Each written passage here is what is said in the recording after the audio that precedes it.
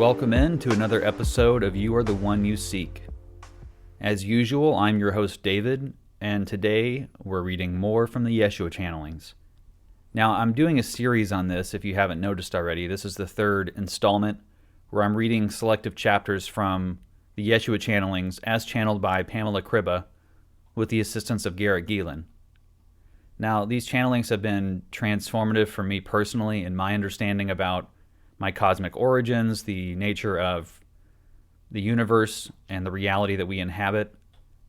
But then, of course, that old cynical part of me grabs hold and I go, maybe this isn't actually 100% accurate.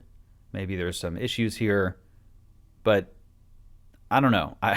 It's hard for me to really go down that route for too long as I read the material because it just resonates with me in such a distinct and profound way that it's hard to dismiss it as someone's fantasy about maybe who Jesus was. And again, because there are so many different people who have channeled Jeshua, and the message is different by the interpreter as far as how the languaging is presented and maybe some of the themes, but the core of it always remains the same.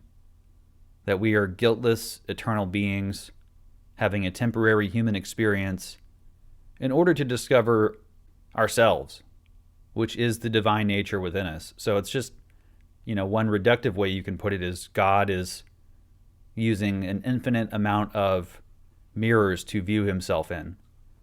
Everything we see is a divine reflection of the creative power of Source, and we all have that same power within us. Though if I'm being dead honest, most days I don't feel like I even have the power of getting out of bed and taking care of myself responsibly. This life is really difficult, and we face tons of challenges trying to just even feel good about why we're alive and what we're doing here. But for me, it starts to crystallize as I look beyond the struggles of just the human experience. So the chapter I'm reading from today is The New Earth, Part 1 and 2, and this is part of the private channelings with Jeshua between Pamela, Jeshua, and Garrett. And I just think this is really an interesting one as we're moving into a time of rapidly increasing solar activity. If you follow any of that, we're in a premature solar maximum. It really wasn't supposed to be at full tilt until next year, but the recent storms we've had and the auroras that have reached all the way down to South America are pretty compelling evidence that things are shifting on a more dramatic level. Now, there's people you can follow on YouTube who cover this stuff in a lot more detail. There's Stefan Burns, there's Suspicious Observers, Carrie Kay, Sarah Hall. There's a lot of different people out there who are covering kind of the cosmic events taking place. And everyone has, again, a different interpretation. They're receiving sort of different inputs about it, which you could see as contradictions or this message isn't clear, there is no unification, but I just think it speaks to the divine creative nature of each person, that we all have a very unique outlook, perspective, and ability to interpret. So with that being said, now it's your turn to interpret, decipher, and understand what Jeshua was channeling through Pamela about the new earth. So I'm going to go ahead and start digging in here and stop rambling. And just a reminder, you can check out the book, other channelings, other books, other material from Pamela and Garrett at www.jeshua.net. Got a lot of great information on there. They have a monthly newsletter, which they've been featuring this podcast on there, which has been really, really appreciated and very cool of them. I'm just a simple guy who's been inspired by it, and I feel honored and privileged to be able to be connected to them in any way. Even though I recognize you have to be careful there, right? You can't get into the cult mindset that somehow Pamela and Garrett are special above you and I.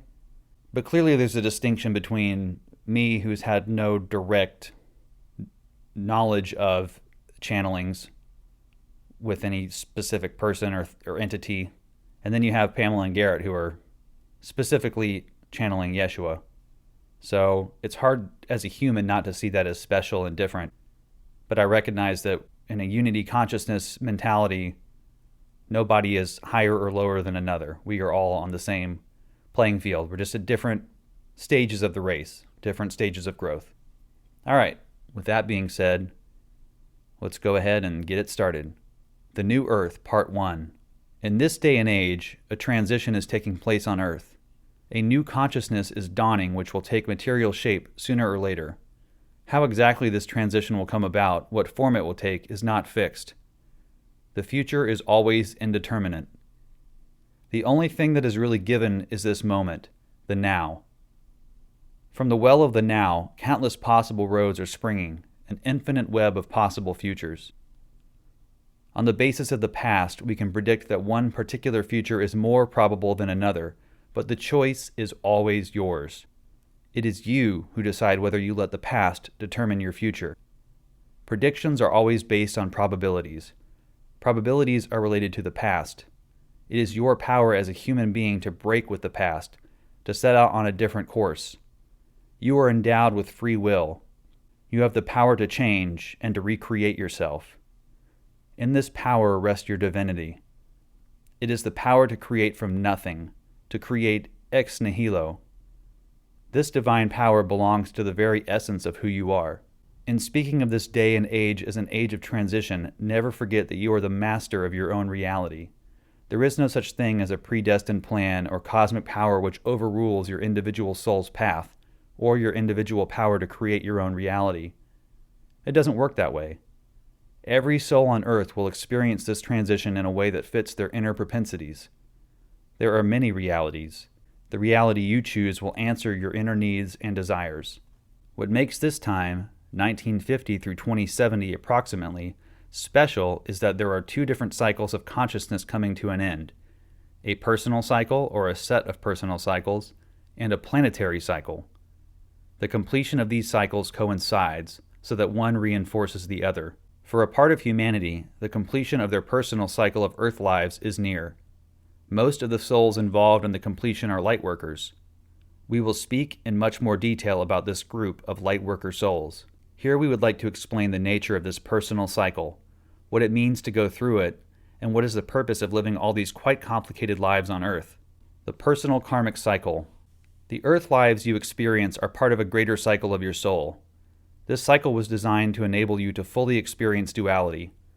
You have within this cycle experienced what it is like to be male and female, to be healthy and ill, to be rich or poor, to be good and bad.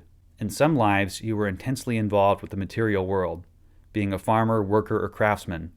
There have been more spiritually oriented lives in which you carried within you a strong awareness of your spiritual origins. In those lives, you were often drawn to religious callings. Also, there have been lives in which you explored the worldly domain of power, politics, etc. There may have been lives devoted to an artistic expression of yourself. Often souls tend to specialize somewhat in the course of all these lives. This can clearly be recognized in people who possess a natural gift in a certain area. It seems they have a potential there even as a child, which only needs to be awakened at the right time and which is then easily developed.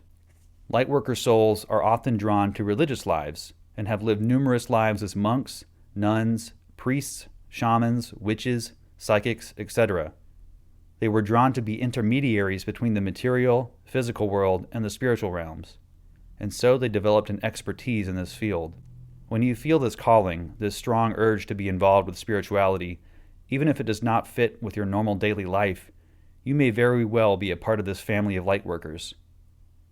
Living on Earth provides you with an opportunity to fully experience what it is like to be human. Now you may ask, what's so special about being human? Why would I want to experience that? The human experience is both diverse and intense. When you live a human life, you are temporarily immersed within an overwhelming field of physical sensations, thoughts, and feelings. Because of the duality inherent in this field, there is great contrast and intensity in your experiences, much greater than when you are in the astral planes, as you call it. Because of the duality inherent in this field, there is a great contrast and intensity in your experiences, much greater than when you are in the astral planes, as you call it. These are the planes you enter after you die and where you remain between lives. It may be hard to imagine for you, but many entities on our side would love to be in your shoes. They would love to be human, to gain human experience. The human experience has a kind of realness to it, which is invaluable to them. Although they can create countless realities by the power of their imagination, it gives them less satisfaction than the creation of one real reality on Earth. On Earth, the creation process is often a struggle. You typically meet a lot of resistance in making your dreams come true. The mental type of creation in the astral world is much easier. There is no time lag between the thought of something and the actual creation of it. Moreover, you can create any reality you want or can think of. There are no limits. The moment you picture a lovely garden, it is there for you to enter. To give birth to an idea on Earth, to make it a reality in the material world, is a great endeavor. It demands a strong intention, perseverance, clarity of mind, and a trusting heart. On Earth, you have to deal with the slowness and stubbornness of the material world. You have to deal with the contradictory impulses in yourself, with doubt, despair, lack of knowledge, loss of faith, etc. The creation process may be obstructed or even fail because of any of these elements. Yet these potential problems, even the failures, are the very reasons that make the experience of earthly life so valuable. In this process, the challenges you meet are your greatest teachers. They give Earth experience a profundity that is so much deeper and broader than the effortless creation process on the astral planes. This effortlessness breeds meaninglessness. The astral entities which have not yet experienced lives on Earth know and understand this. You often get discouraged and even desperate by the non-compliant nature of your reality. So often, reality does not answer your wishes and hopes. So often, your creative intentions seem to end up in pain and disillusion. However, you will find that key to peace and happiness at some point. You will find that key within your own heart. And when you do, the joy that will befall you will not be matched by anything created in the astral planes. It will be the birth of your mastership, your divinity. This ecstasy you will experience when your divinity awakens will provide you with the power to heal yourself. This divine love will help you recover from the deep hurts that you have suffered throughout your lives on Earth. After that, you will be able to help cure others who have been through the same trials and sorrows. You will recognize their pain. You will see it in their eyes, and you will be able to guide them on their path to divinity. The purpose of going through duality. Please do not underestimate the meaning of your lives on Earth. You belong to the most creative, advanced, and courageous part of God, or all that is. You are explorers of the unknown and creators of the new. Your explorations through the realm of duality have served a purpose far beyond your imagination. It is hard to explain to you the deepest meaning of your travels, but we can say that you have created a new type of consciousness, one that did not exist previously. This consciousness was first displayed by Christ when he walked the earth. This consciousness, which I call the Christ consciousness, results from a spiritual alchemy. Physical alchemy is the art of transforming lead into gold. Spiritual alchemy is the art of transforming dark energy into the third energy, the spiritual gold present in the Christ energy. Please note that we do not say that the purpose is to transform dark into light or evil into good. Dark and light, evil and good are natural opposites. They exist by the grace of one another. True spiritual alchemy introduces a third energy, a type of consciousness which embraces both polarities through the energies of love and understanding. The true purpose of your journey is not to have light conquer dark, but to go beyond these opposites and to create a new type of consciousness, which can maintain unity in the presence of both light and dark. We will explain this rather difficult point by means of a metaphor. Imagine you are deep-sea divers in search of a pearl. Time and time again, you dive into the ocean to find this particular pearl, which everyone talks about but nobody has actually seen. Rumors go that even God, the chief diver, has never touched the pearl. Diving into the ocean is full of perils, since you can get lost or go too deep to catch your breath in time. Still you persist, and you dive into this ocean time and time again, for you are determined and inspired. Are you insane? No, you are explorers of the new. The secret is, in the process of finding the pearl, you are creating it. The pearl is the spiritual gold of the Christ consciousness. The pearl is you, transformed by the experience of duality. What we have here is a true paradox. In exploring the new, you are creating it. You have become the pearl of God's creation. God had no other way of doing it, for what you were attempting to find did not exist yet. It had to be created by you. Why was God so interested in creating something new? Let us state this in as simply a way as possible.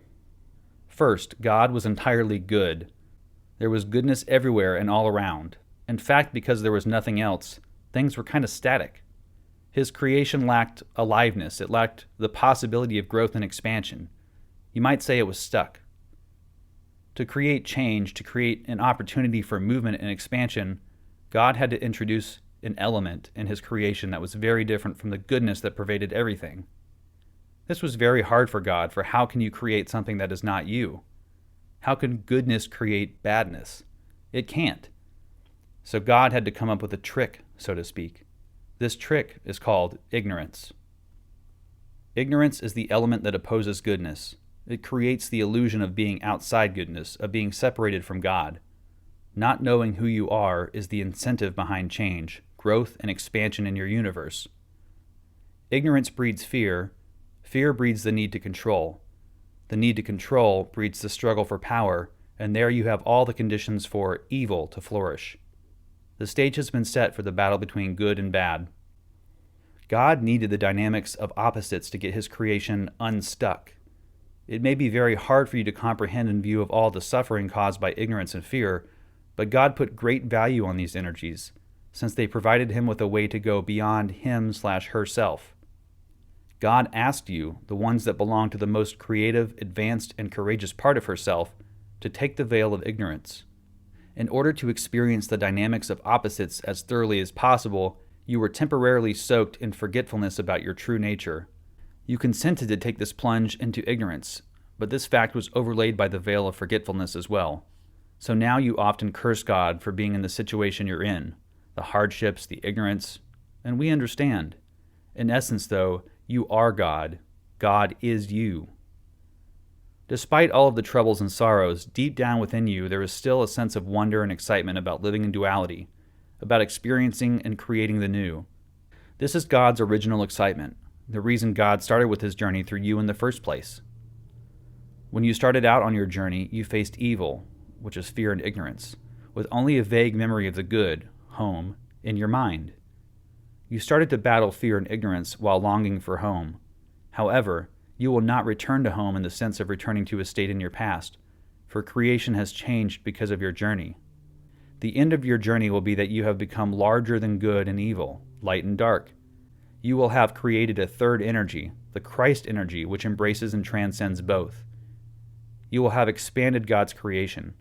You will be the new creation of God. God will have gone beyond him/herself when the Christ consciousness is fully born on earth. The Christ consciousness did not exist before the human experience. The Christ consciousness is the consciousness of one who has gone through the multi-layered experience of duality, has come to terms with it, and emerges on the other side.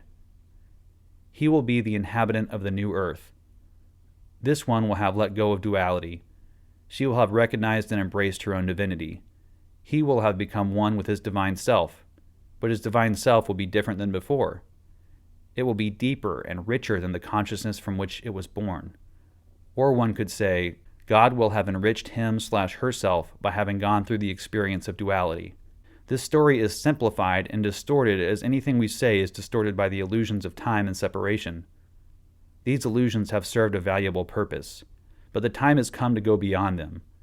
Please try to feel the energy behind our words, stories, and metaphors. This energy is in a sense your own. It is the energy of your future Christed selves that is speaking through me, Yeshua. We are waiting for you to join us. How to overcome duality, the completion of the karmic cycle. Your earthly cycle of lives ends when the game of duality no longer has a hold on you. It is essential to the dualistic game that you identify yourself with a particular position in the playfield of polarities. You identify yourself with being poor or rich, famous or humble, man or woman, hero or villain. It really doesn't matter that much which part you are playing. As long as you feel one with the actor on the stage, duality still has a firm grip on you. This is not wrong, of course. In a sense, it was meant to be that way. You were meant to forget about your true self, to experience all the aspects of duality. You were meant to narrow your consciousness down to a particular role in the drama of earth life. And you played it well. You got so caught up with your roles that you totally forgot about the aim and purpose of going through this cycle of lives to begin with. You were so forgetful about yourself that you took the games and dramas of duality to be the only reality there is. In the end, this made you very lonely and full of fear, which is not surprising since the very game of duality, as noted in the previous section, is based on the elements of ignorance and fear. To understand the workings of duality in your everyday life, we would like to mention a few typical hallmarks of the duality game. Characteristics of the duality game. Number 1, your emotional life is essentially unstable. There is no emotional anchor present since you are always in the up or down side of a particular mood. You are angry or forgiving, narrow-minded or generous, depressed or enthusiastic, happy or sad. Your emotions perpetually fluctuate between extremes. You seem to have only limited control over these fluctuations. Number 2, you are intensely involved with the outer world. It is very important to you how other people judge you. Your self-esteem depends on what the outer world, society, or your loved ones mirrors back to you about who you are. You are trying to live up to their standards of right and wrong. You are doing your very best. Number 3, you have strong opinions about what's good and what's bad. Being judgmental gives you a sense of security. Life is so well organized when one divides actions, thoughts, or peoples into right and wrong. Common to all these characteristics is that in all you do or feel, you are not really there. Your consciousness resides in the outer layers of your being, where it is driven by fear-oriented patterns of thought and behavior. Let us give an example. If you're used to being nice and agreeable all the time, you are displaying a pattern of behavior that does not spring from your inner being. You are in fact suppressing signals from the inner part of you. You are trying to live up to someone else's expectations in order not to lose their love, admiration, or care. You are reacting from fear. You are limiting yourself in your expression. The part of you that is not expressed will, however, live a hidden life of its own, creating dissatisfaction and tiredness in your being. There may be anger and irritation present in you which no one is aware of, not even you. The way out of this state of self-denial is to make contact with the suppressed and hidden parts within yourself. Making contact with the suppressed and hidden parts within you is not difficult in the sense that it requires particular skills or knowledge to do so. Don't make going within a difficult process that others have to teach you or do for you. You can do it for yourself, and you will find your own ways of doing it. Motive and intent are far more important than skills and methods. If you really intend to know yourself, if you are determined to go deep within and change the fearful thoughts and emotions that block your way to a happy and fulfilled life, you will do it through any method that comes along. Having said that, we'd like to offer one simple meditation which may help you get in touch with your emotions. Take a moment to relax the muscles in your shoulders and neck. Sit straight up and put your feet on the floor. Take a deep breath. Picture yourself walking on a country road under a wide open blue sky. You take in the sounds of nature and you feel the wind through your hair. You are free and happy. Further down the road, you suddenly see some children running toward you. They are getting closer to you. How does your heart respond to this sight? Then the children are in front of you. How many are they? How do they look? Are they boys, girls, or both? You say hello to all of them. Tell them how happy you are to see them. Then you make contact with one child in particular who is looking you in the eye. She or he has a message for you. It is written in the child's eyes. Can you read it? What does it want to tell you? It is bringing you an energy that you need right now. Name that energy that this inner child has come to bring you and don't judge it. Simply thank her or him and then release the image. Feel the earth firmly under your feet again and breathe deeply for a while. You have just contacted a hidden part of yourself. You can go back to this scene anytime you want and perhaps talk to the other children there as well. By going within and making contact with the hidden, suppressed parts of yourself, you are becoming more present. Your consciousness is rising above the fear-motivated patterns of thought and behavior that you have taken for granted for such a long time.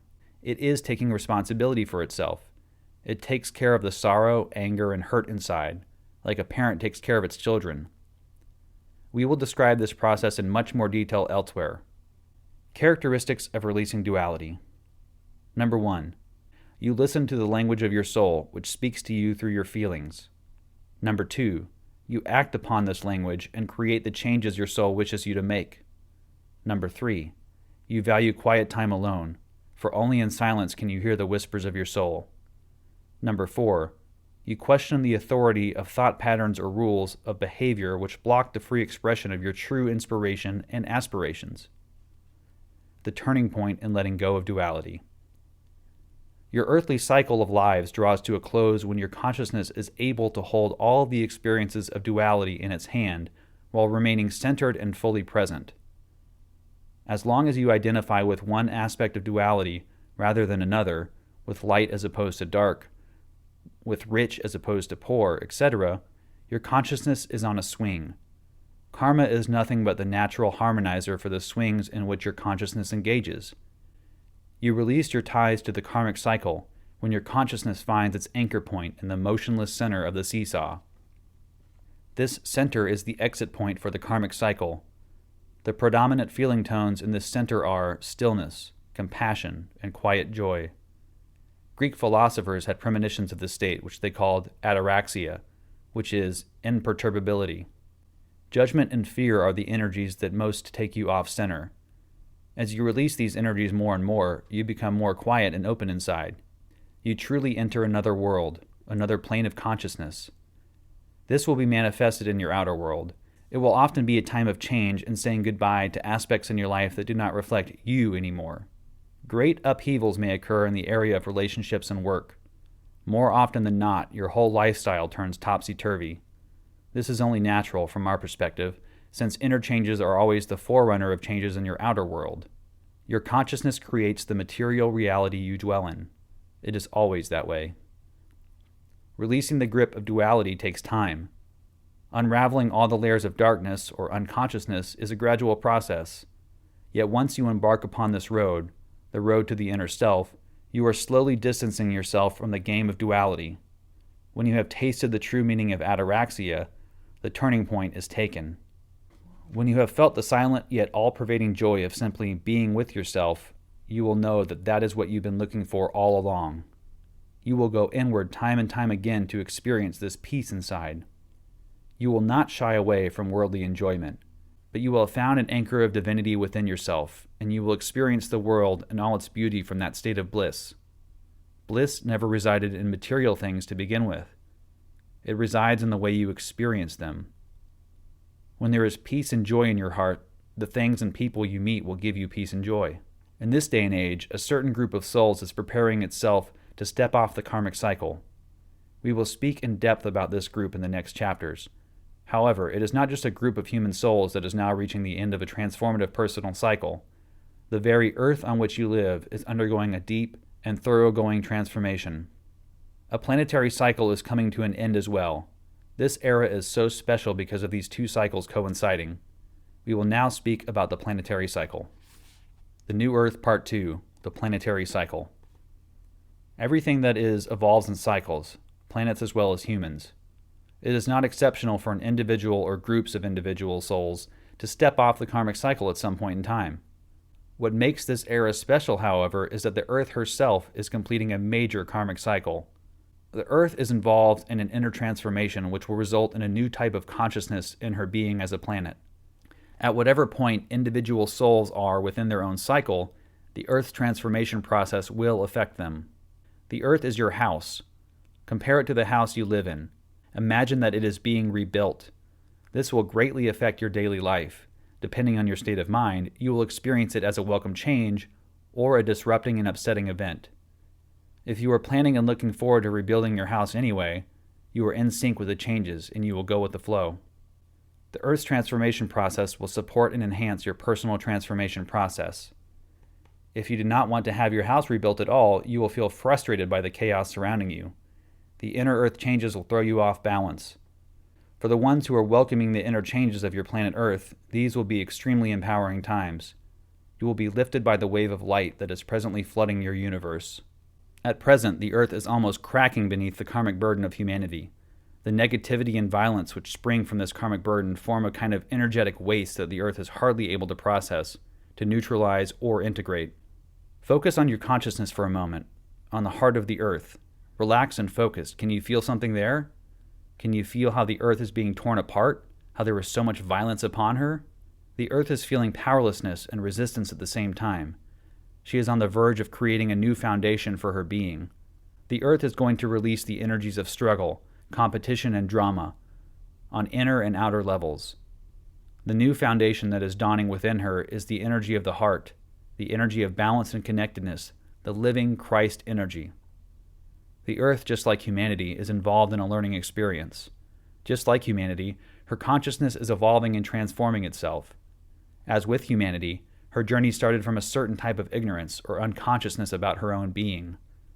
The Earth was once a dark planet, which absorbed or swallowed the energies surrounding her. She took in energies or beings that she encountered and she assimilated them completely. She took away their uniqueness and in a sense killed them. This sprang from a desire for expansion. The Earth somehow sensed a lack or inadequacy within her, which she interpreted as a need to conquer and assimilate other energies. Since the Earth did not give anything back to these energies, there was not really an interaction between them. It was a deadly and death-like process. At a certain time, the Earth became aware that this process did not satisfy her. She felt something lacking in this way of feeding herself. Her sense of inadequacy was not relieved by it. Her urge towards expansion was not satisfied by making energy dead. At this moment within the Earth consciousness, the desire was born for liveliness, for life. Not that the Earth was fully aware of it. She just knew she wanted something else, something new, a kind of interaction with other energies which would not end in the reduction of those energies to Earth energy. Within Earth consciousness, a space was created for the experience of something different than herself. Energetically, this meant the beginning of life on Earth. It is a cosmic law that all deeply felt desires will ultimately create the means for their realization. Desires, which are essentially a mixture of thought and feeling, are creative energies. This holds for planets as well as for people. Within Earth as a planet, a longing had arisen, a longing to experience life, a longing to preserve and cherish life instead of destroying it. And so it happened. When life came to Earth, the Earth herself started to bloom and blossom. She entered a new domain of experience, which filled her with a sense of surprise and satisfaction. She was surprised that such a simple longing, such a vaguely felt need, would bring about such grand and novel developments. On Earth, a grand experiment of life forms unfolded. Many life forms were drawn to manifest themselves on Earth and to experiment with the energies present. The Earth became a breeding place for novelty. There was freedom to explore new roads, new possibilities. There was and still is free will for all creatures. Within the creation of life, the Earth and all living creatures upon it started to pursue a certain line of inner development. This path of experience had as its central theme the balance between giving and taking. At the inner level of consciousness, the Earth has been striving for eons to find the right balance between giving and taking. As a planet, Earth gives and takes life. In Earth's dark period, the stage in which she absorbed and liquidated energies, the accent strongly was on taking. At present, she has wound up at the other extreme, giving to the limit of what she can give. The Earth has long tolerated violence and exploitation by humanity, for this was karmically fitting in a sense. The Earth had to explore the other side of power and oppression. Her actions as an offender incited the opposite experience of being a victim, like a boomerang. That is how karma works. It's not a matter of punishment. To really understand and come to terms with the issue of power, you have to experience both sides to it. Anything you struggle with or want to assert power over, you will meet again as victim or offender until you recognize that you are both one, both part of the one divine energy. The ruthless exploitation of Earth in current times, then, is to some extent karmically adequate, since it has provided the Earth with an opportunity to come to a full understanding of the balance between giving and taking. However, the limits to which disrespect and exploitation are karmically adequate are within sight. The Earth has reached its understanding of the balance and is completing her karmic cycle of consciousness. She has attained a level of love and awareness that now will not tolerate human abuse for much longer. This level of consciousness will cause her to attract like-minded energies which savor harmony and respect, and to repel energies with destructive intent. The time has come for a new balance between giving and taking. On the new Earth, there will be peace and harmony between planet Earth and all that lives upon her, human, plant, and animal. The harmony and heartfelt connectedness between all things will be a source of great joy and creativity. The transition from old Earth to new Earth is a process that is not fixed in time and character. Much depends on the choices made by humanity, the choices made by all of you as individuals right now. A lot of predictions have been made and are being made about this time of transition. Making such predictions is always a dubious affair. The point is, your visible material reality is a manifestation of inner, collective states of consciousness. Consciousness is, as we put it at the start, free and creative. At any time, you can decide to change your future by thinking and feeling differently. You have power over your thoughts and feelings. At any time, you can say no to limiting, destructive thoughts or feelings. This counts for you as an individual, but it also goes for larger groups of people. When a substantial group of individuals chooses freedom and love over self-hate and destruction, then this will manifest itself in material reality. The earth will react to it. She is sensitive to what takes place inside of people. She responds to your inner movements. By this, we would like to point out that no one, not even on our side, is able to make accurate predictions as to the way in which the new earth will be birthed. It is clear, however, that the group of souls now completing their karmic cycle is closely connected energetically to the new earth. These people, who often feel deeply connected to the ideals embodied in the new earth, will have beautiful opportunities to grow and release because of the planetary and personal cycle coinciding. In the following chapters, I will speak about this group of souls in particular. They are often called Lightworkers, and I will use that name also. The reason for incarnating during this age of transition is not coincidental. They are deeply connected with the history of Earth. I will describe the psychological traits that most Lightworkers possess. I will speak about their history, their galactic roots, and their mission on Earth. I will discuss in detail the stages of inner growth that are involved in releasing oneself from the karmic cycle. End of chapter. So that's just kind of a snapshot of some of the bigger picture stuff that Yeshua deals with in this book. But there's so much happening right now in the world that seems to be reinforcing this in a way.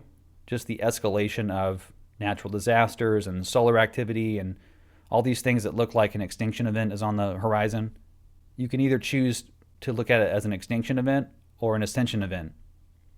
And that really determines, I think, kind of where you end up.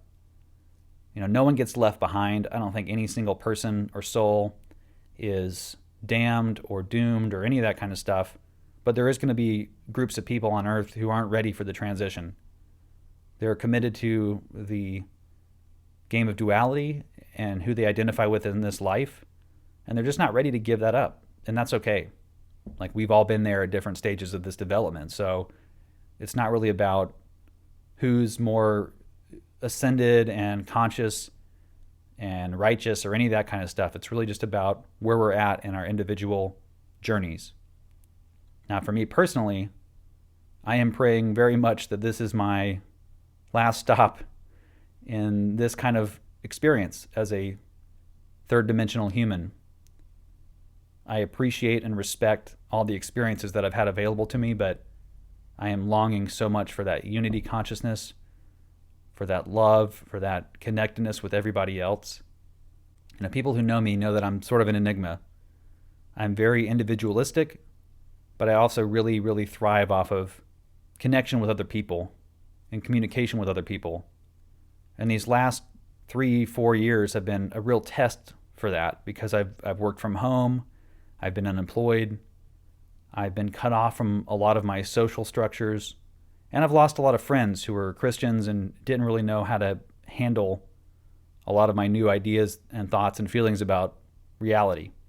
So if you're like me and you're feeling a bit displaced, a bit desperate, out of sorts with this reality, just maybe ask yourself quietly, meditate on, is this really it?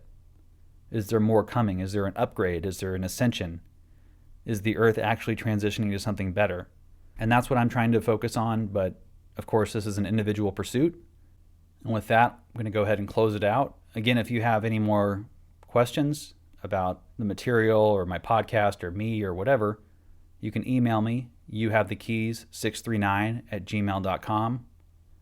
Would love to connect with you and just talk about whatever's on your heart. Or if you have anything you'd like to share on the show, you've had a near-death experience, a profound spiritual transformation or awakening, maybe a psychedelic breakthrough that opened your eyes to all these different potential realities about yourself and the universe, then I'd love to talk to you. This show isn't really limited to one specific thing, even though I'm kind of on a theme here lately. I really want to talk to a diverse group of people. But on a personal note, I have been kind of in a down season the last couple weeks, just feeling physically unwell, which has been unusual for me over the last 4 years. But also just, having those moments of doubt and feeling low and ready for this experience to be over, and kind of in that victim stage of like, I'm just in pain and tired and I want to go home. But honestly, the only way through that for me is just to love and forgive myself. Once I start going back into old patterns of victim blaming or blaming other people or whatever the thing is that I feel like I'm victimized by, then I just get stuck. And there's no progression, there's no peace, there's no love. But I have to go back through that at times. I'm on the pendulum. I'm swinging back and forth, and I'm trying to find that middle point that Yeshua talked about. The way to get off the karmic cycle is to find the center point, where there's no longer the extreme polarities pulling us. And that's so hard to be neutral in the world that we live in. There's so much chaos and a screaming in your ears to be A or B. And if you don't pick a side, then you're worse than either side. Or, there's all these different ways that the world will convince you that you have to follow its whims. And that's really just the ego doing its thing. So it's about transcending the ego, finding that center point, and then stepping out of these cycles of lives when we're ready. It's whenever we're ready. Yes, there is a new earth coming and certain things that are going to happen that will help facilitate that for us.